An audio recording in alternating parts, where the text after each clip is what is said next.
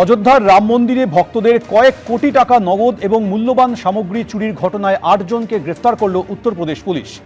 সূত্রে খবর, এখনো পর্যন্ত চুরি যাওয়া প্রায় ৮০ লক্ষ টাকা উদ্ধার করা হয়েছে। চুরির অভিযোগ ওঠায় ৩ সদস্যের এসআইটি গঠন করে তদন্তের নির্দেশ দেয় যোগী প্রশাসন।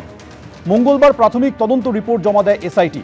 তার সুপারিশ মেনে ৮ জনের বিরুদ্ধে পুলিশে অভিযোগ দায়ের করেছিলেন শ্রীরাম জন্মভূমি তীর্থক্ষেত্র ট্রাস্টের অন্যতম সদস্য কৃষ্ণমোহন।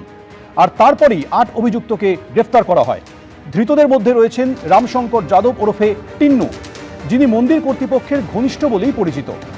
এছাড়াও ধৃতদের মধ্যে রয়েছেন ট্রাস্টের কর্মী অনুকল্প মিশ্র, লবকুশ মিশ্র, মনীষ যাদবরা। প্রণামীর টাকা চুরির ঘটনা সামনে আসতেই পদত্যাগ করেছেন রাম জন্মভূমি ট্রাস্টের সাধারণ সম্পাদক চম্পক রায় এবং সদস্য অনিল মিশ্র।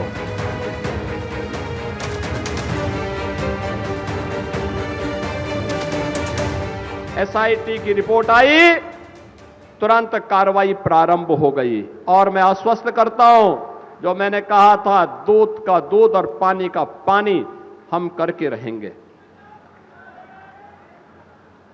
जन आस्था के साथ खिलवाड़ स्वीकार्य नहीं। सनातन आस्था के साथ जो भी खिलवाड़ करेगा उसका भुक्तभोगी होगा।